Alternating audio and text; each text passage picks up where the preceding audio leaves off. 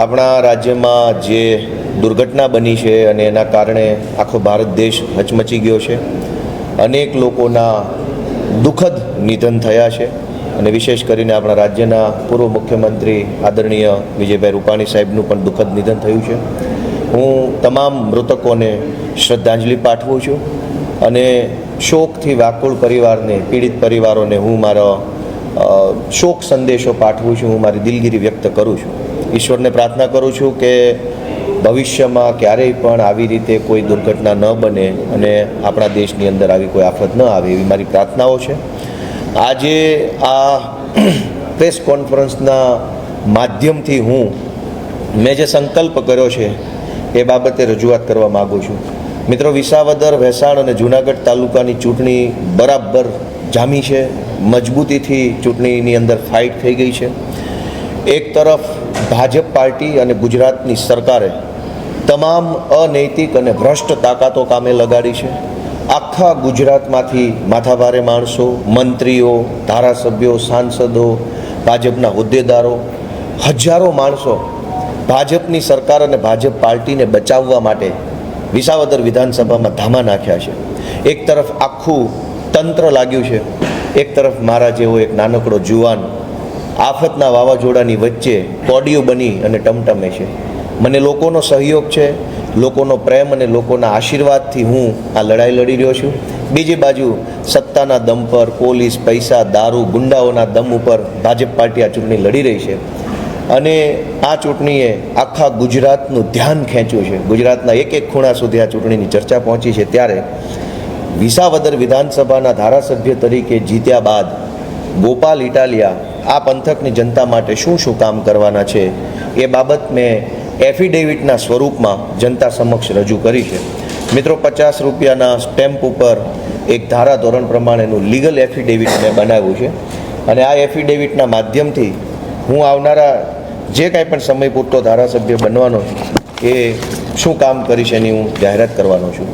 મિત્રો, આ પંથકમાં સૌથી મોટી સમસ્યા ખેડૂતોને જે સૂવા નથી દેતી, ઊંઘ નથી આવતી, ખાવું ન ભાવે, એટલી ચિંતા થાય એ ઇકોઝોનનો પ્રશ્ન છે.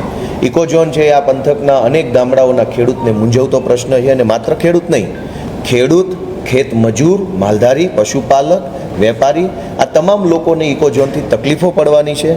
આ તમામ લોકો જંગલ વિભાગના ગુલામ બની જાય એવા પ્રકારનો આ ઇકોઝોનનો કાયદો છે.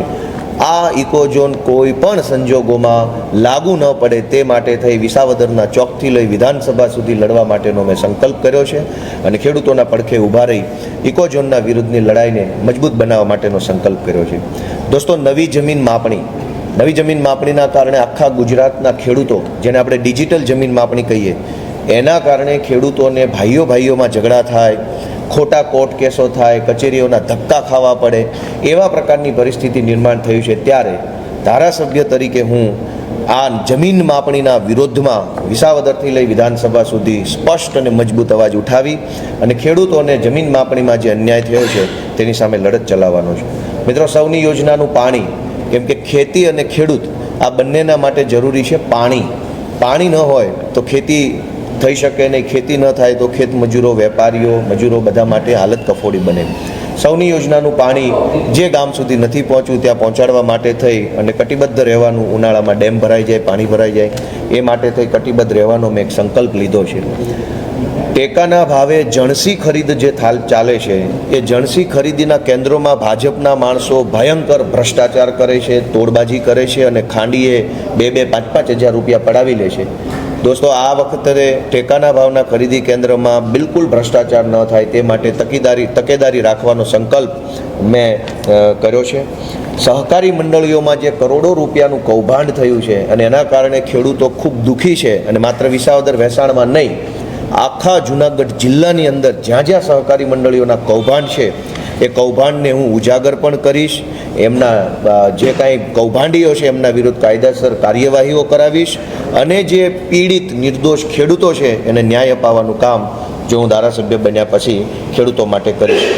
દોસ્તો, આ વિસ્તારમાં નદી નાળા બનાવવાનું કામ હોય, બ્લોકનું કામ હોય, ગટરનું કામ હોય, રોડ રસ્તાનું કામ હોય કે અન્ય સરકારી જેટલા કામો છે એમાં ભાજપના નેતાઓ, પાર્ટીના નેતાઓ અને ચૂંટણી જીતેલા નેતાઓની કટકી અને કમિશન હોય છે. ખુલ્લેઆમ કટકી કમિશન દરેક કામમાંથી ટકાવારી પ્રમાણે માંગે છે. મેં નક્કી કર્યું છે કે વિસાવદરની જનતાના આશીર્વાદથી ધારાસભ્ય બન્યા પછી તમામ સરકારી કામોમાં એક પણ પૈસાની કટકી ન થાય, કમિશન ન લેવાય, એ બાબતની હું ખાસ તકેદારી લઈશ, લડાઈ લડીશ અને ભ્રષ્ટાચાર મુક્ત વિસાવદર ભેસાણ તાલુકો બને એના માટે હું કામ કરવાનો છું. આ પંથકમાં ખેતી મજૂરી કરી અને પરિવારનું ગુજરાન ચલાવતા ગરીબ પરિવારો ખૂબ રહે છે, જેમાં અલગ અલગ જ્ઞાતિના લોકો છે, વંચિત વર્ગના, પછાત વર્ગના. એમની પાસે પાયાની મૂળભૂત સુવિધા એટલે કે ઘરનું મકાન જ નથી. અને એટલે લાચારીવશ, મજબૂરીવશ ગરીબ માણસ, પછાત વર્ગના વ્યક્તિએ મજબૂરીવશ ગામની સરકારી ગૌચર કે પડતર જમીનમાં પોતાનું કાચું પાકું મકાન બનાવવું પડે છે. હવે આ કાચું પાકું મકાન બનાવે એટલે ભાજપના માણસો એને દર ચૂંટણીએ દબાવે છે કે જો તું ભાજપને મત નહીં આપ તો તારું ઝૂંપડું હું તોડી નાખીશ. અને એવી જ રીતે માલધારી સમાજને પણ વાડાના પ્રશ્નો છે. માલધારી સમાજ મોટા પાયે પશુ ઢોર રાખતા હોય છે, એમને ગાયો, ભેંસો, બકરા, ઘેટા બાંધવા માટે વાડાની જરૂર પડે છે. સરકારે વાડા ફાળવણી કરી નથી એટલે મજબૂરીવશ, લાચારીવશ માલધારી સમાજે પોતાના માલઢોર જે છે એ સરકારી જમીન ઉપર રાખવા પડે છે અને પછી ભાજપના માણસો એમને કાયમ દબાવ્યા કરે છે. તો દોસ્તો, મેં નિર્ણય કર્યો છે કે માલધારી સમાજને વાડાઓની ફાળવણી થાય અને ગરીબ વર્ગને 100 વારિયા પ્લોટ મળે તે માટે થઈને મામલતદાર કચેરીથી લઈ, કલેક્ટર કચેરીથી લઈ, વિધાનસભા સુધી પૂરી તાકાતથી હું લડાઈ લડવાનો છું અને ધારાસભ્ય તરીકે પછાત વર્ગના લોકોને, માલધારી સમાજને હું એમનો અધિકાર અપાવવા માટે કોશિશ કરવાનો છું. મિત્રો, આ પંથકની અંદર અનેક એવા ગરીબ માણસો રહે છે કે જેમની પાસે બીપીએલનું કાર્ડ જ નથી, કૂપનમાં નામ નથી, કૂપન જ નથી. જો ગરીબ માણસને બીપીએલનું કાર્ડ ન મળે, સક્ષમ માણસો પાસે બીપીએલનું કાર્ડ હોય અને ગરીબ માણસ પાસે એક નાનું કાર્ડ ન હોય તો એ બહુ મોટી આપણા માટે દુર્ભાગ્યની બાબત કહેવાય. ધારાસભ્ય તરીકે ચૂંટાયા બાદ જે કાંઈ પણ જરૂરિયાતમંદ પરિવારો છે એ તમામ પરિવારોને બીપીએલનું કાર્ડ મળે, એમને સમયસર અનાજ મળે, ધક્કા ખાધા વગર અનાજ મળે, એ માટે હું સતત પ્રયત્નશીલ રહેવાનો છું. મિત્રો, સૌથી મહત્ત્વનો મુદ્દો કે વિસાવદર અને ભેસાણના સરકારી દવાખાનામાં સ્ટાફ નથી, અતિ આધુનિક સાધનો નથી, ઘણી વખત દવાઓ નથી હોતી, સારવાર માટેની અલગ અલગ વ્યવસ્થા નથી હોતી અને સરકારી શાળામાં પણ સ્ટાફ નથી હોતો, કોમ્પ્યુટરો નથી હોતા, બ્લેકબોર્ડ નથી હોતા, અનેક જે બીજી વ્યવસ્થા જોઈએ એ નથી હોતી. ધારાસભ્ય તરીકે ચૂંટણી જીત્યા બાદ સરકારી દવાખાનામાં અને સરકારી શાળામાં પૂરતા સાધનો મળી રહે, પૂરતી વ્યવસ્થા ઊભી થાય, આ પંથકના ગરીબ લોકોને શાળામાં અને દવાખાનામાં પૂરતી સુવિધા મળી રહે તે માટે જરૂરી તમામ ગ્રાન્ટો ફાળવણી કરવાનું કામ ચૂંટણી બાદ હું કરીશ એવો મારો સંકલ્પ છે. આ સાથે એક અતિ મહત્ત્વનો સંકલ્પ એ પણ છે કે હાલમાં મારું કાર્યાલય વિસાવદર ખાતે પણ કાર્યરત છે, ભેસાણ ખાતે પણ કાર્યરત છે, વડાલ ખાતે પણ આમ આદમી પાર્ટીનું કાર્યાલય છે અને બિલખા ખાતે કાર્યાલય છે. ચૂંટણી બાદ પણ ત્રણેય તાલુકાની અંદર ધારાસભ્યનું કાર્યાલય ખોલી આમ જનતાને નાના મોટા જે કાંઈ સરકારી કામો પડે છે, જેમ કે કૂપનનું કામ, જેમ કે લાયસન્સનું કામ, જેમ કે પાર્સિંગનું કામ, જેમ કે એનઓસી લેવી, જાતિના દાખલા કઢાવવા, જેમ કે નવા મીટર લેવા, અનેક પ્રકારના નાના મોટા સરકારી કામની અરજીઓ લખી આપવી, એની ફાઇલ બનાવી આપવી, એની પ્રોસેસ કરાવી આપવી અને જનતાને ધક્કો ન ખાય એવા પ્રકારે ઉપયોગી થવાનું કામ આ ધારાસભ્યના કાર્યાલયના માધ્યમથી હું કરવાનો છું. ધારાસભ્યના કાર્યાલયથી તમામ સરકારી કચેરીને લગતા કામો મફત અને એક ધકે કરી આપવામાં આવે, શાનદાર રીતે કરી આપવામાં આવે એવી વ્યવસ્થા ચૂંટણી પછી હું કરવા માગું છું. મિત્રો, એક સૌથી મહત્ત્વની બાબત એ પણ છે કે આખા ગુજરાતમાં ભાજપ પાર્ટીએ નક્કી કર્યા પ્રમાણે ધારાસભ્યની ગ્રાન્ટમાંથી ઓછામાં ઓછા 10% રૂપિયા કમિશન પેટે લેવામાં આવે છે. જ્યાં સુધી ગામના આગેવાનો, ગામના સરપંચ કે જ્ઞાતિના આગેવાનો 10% કેશ રૂપિયા ધારાસભ્યને, ભાજપના ધારાસભ્યને એડવાન્સમાં ન આપે ત્યાં સુધી ગ્રાન્ટનો લેટર રિલીઝ કરતા નથી. મેં નિર્ણય કર્યો છે કે વિસાવદરના જનતાના આશીર્વાદથી ધારાસભ્ય તરીકે ચૂંટાયા બાદ એક પણ પૈસાની કટકી કે કમિશન લીધા વગર 100% ગ્રાન્ટ ગામના, સમાજના લોકોના વિકાસમાં વપરાય તે માટે હું પ્રયત્ન કરવાનો છું. અને સરકારી કામોમાંથી જે હપ્તાઓ લેવામાં આવે છે સરકારી માણસો દ્વારા, કોન્ટ્રાક્ટરો દ્વારા કે ભાજપના લોકો દ્વારા, એ હપ્તાઓ બંધ કરાવવાનું કામ પણ હું ધારાસભ્ય તરીકે કરવા માગું છું. દોસ્તો, આ વિસ્તારમાં વન વિભાગ અને પીજીવીસીએલ દ્વારા અનેક નિર્દોષ ખેડૂતો ઉપર ખોટી FIR કરવામાં આવી છે. કોઈ જાનવર મરી જાય, કોઈ જંગલી પશુને ઈજા થાય તો વન વિભાગ દ્વારા ખેડૂત કે ખેત મજૂરને ખોટા કેસોમાં ફસાવી દેવામાં આવે છે. PGVCL દ્વારા પણ ખેડૂતોના ખેતરે જઈને ગરીબ માણસના ઘરે જઈને ખોટા ફોટા વિડીયો બનાવી અને કારણ વગરના કેસો કરવામાં આવે છે.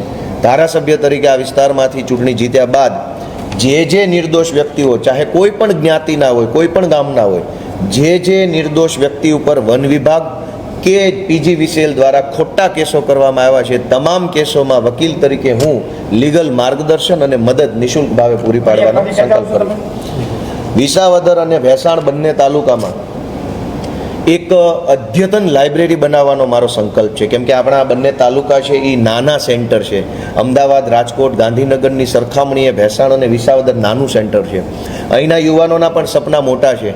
કોઈને સરકારી નોકરીમાં મોટા અધિકારી બનવું છે, કોઈ યુવાનોને મોટો વેપાર ધંધો કરવો છે, પણ અહીંના યુવાનોને એ મદદ અને માર્ગદર્શન મળી રહેતું નથી. તો મેં સંકલ્પ કર્યો છે કે આપણા વિસાવદર અને ભેસાણના યુવાનોને સરકારી નોકરી માટે GPSC લેવલની માહિતી, મદદ અને માર્ગદર્શન મળી રહે તે માટે મહિને એક વખત કે 2 મહિને 2 વખત અમદાવાદથી, રાજકોટથી, ગાંધીનગરથી તજજ્ઞ વ્યક્તિઓ જેઓ સરકારી ભરતીના ક્લાસીસ કરાવતા હોય, ખૂબ નોલેજેબલ હોય એવા માણસોને વિસાવદર ભેસાણ લાવી સેમિનાર કરાવી આપણા આ ગ્રામીણ ક્ષેત્રના દીકરા દીકરીઓને સરકારી સ્પર્ધાત્મક પરીક્ષાનું માર્ગદર્શન અપાવવું અને નવા ધંધા માટેની માહિતીના સેમિનારો પણ ધારાસભ્ય તરીકે હું કરવાનો સંકલ્પ કરું છું.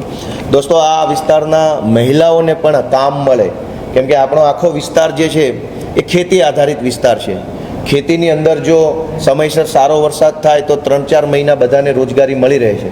પરંતુ ચોમાસાની સિઝન બાદ કર્યા પછી જ્યારે ખેતરોમાં, બધા જ ખેતરોમાં પાણી નહીં હોવાના કારણે શિયાળું કે ઉનાળું વાવેતર થતું નથી. એટલે ચોમાસું વાવેતર 100% હોય છે, ત્યારે રોજગારી પણ 100% મળે છે. પરંતુ શિયાળુ અને ઉનાળુ સમય દરમિયાન 50% કરતાં પણ રોજગારી ઘટી જાય છે. તો આપણી મહિલાઓને, બહેનોને સ્વરોજગાર અથવા ગૃહ રોજગારનું કામ મળી રહે એ માટે હું પ્રયત્ન કરવા માગું છું. અને એ માટે હું અમદાવાદ કે રાજકોટ કે દિલ્હી, મુંબઈના જે કાંઈ NGO હોય એનો સંપર્ક કરીને આપણા વિસ્તારની બહેનોને બ્યુટી પાર્લરનું કામ કે સીવણ ક્લાસ કે ભરત ગૂંથણ કે અગરબત્તી બનાવવી કે મિલ્ક પ્રોડક્ટ બનાવવી, એવા નાના મોટા જે ઘરકામ છે એ ઘરકામ મળે અને એમાંથી એની આવક થાય એવા પ્રકારનો પ્રયત્ન સામાજિક રાહે હું કરવા માટે સંકલ્પ કરું છું.